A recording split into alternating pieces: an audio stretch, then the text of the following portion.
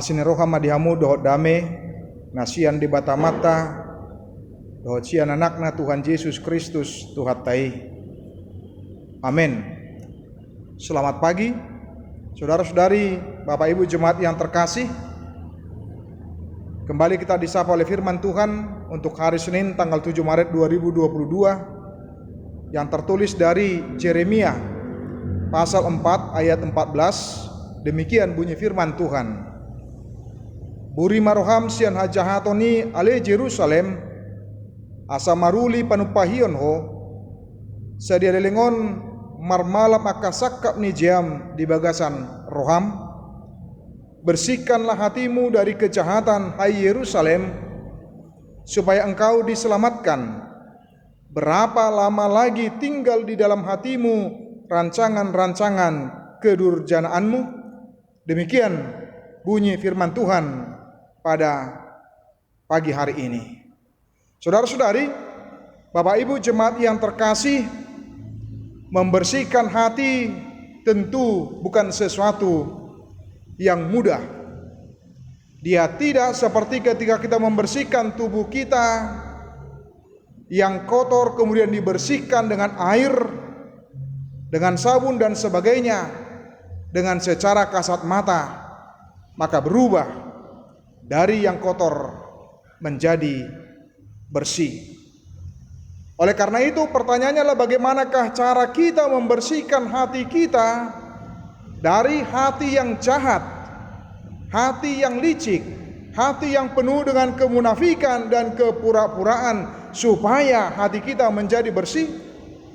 Dalam Yeskiel pasal 36 ayat 26 dikatakan, jelas sekali disebutkan bahwa kamu akan kuberikan hati yang baru dan roh yang baru di dalam batinmu.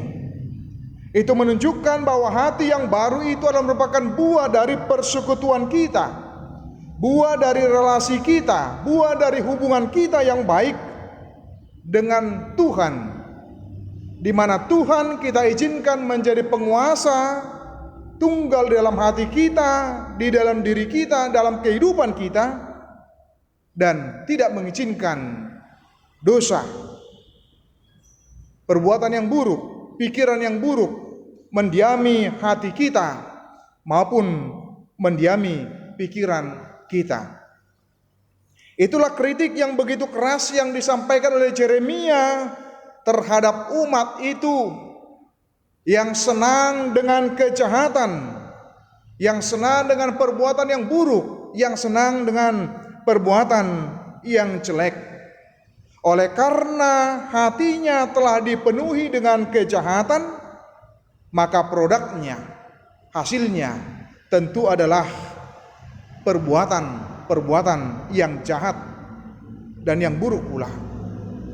Tentu rancangan dalam hidupnya, dalam hatinya, dalam pikirannya, dalam perbuatannya adalah justru rancangan yang jahat, yang tidak berkenan di hadapan Tuhan. Apa yang ada di dalam hati kita akan sangat menentukan produknya, akan sangat menentukan hasilnya, menentukan buahnya. Itu yang disampaikan oleh Yesus dalam Matius 15 ayat 19. Ketika disebutkan, karena dari hati timbul segala pikiran yang jahat, pembunuhan, perzinahan, percabulan, pencurian, sumpah palsu, dan hujat. Itu menjadi sebuah peringatan bagi kita yang dikatakan oleh Yesus di dalam kehidupan kita, apa yang ada di dalam hati kita, apa yang ada di dalam diri kita. Karena itu kita patut berseru sama seperti yang dikatakan oleh pemazmur dalam Mazmur 51 ayat 12 dengan dikatakan, tahirkanlah hati kami ya Tuhan, setiap saat, setiap waktu, maka hati kita perlu ditahirkan, hati kita perlu dibersihkan, hati kita perlu diarahkan senantiasa kepada yang baik seperti yang diinginkan oleh Tuhan. Saya pikir Bapak Ibu Saudara-saudara, kita mengingat dari satu lagu yang pernah dibawakan oleh Agim. Jagalah hati jangan kau kotori. Itu jelas sekali Bapak Ibu dan saudara-saudara. Ternyata hati kita itu menjadi sentral dari semuanya, supaya kita boleh menjaganya dengan baik, memeliharanya, yaitu dengan memikirkan hal-hal yang baik, memikirkan hal-hal yang positif, memikirkan hal-hal yang diinginkan oleh Tuhan di tengah-tengah kehidupan kita. Jangan berikan ruang dan kesempatan walau sedikit pun kepada hal-hal yang buruk, yang jelek di dalam hati kita, di dalam pikiran kita. Mari jagalah hati dan pikiran kita, senantiasa menginginkan melakukan apa yang diinginkan oleh Tuhan dalam kehidupan kita. Tuhan Yesus memberkati kita semua. Amin.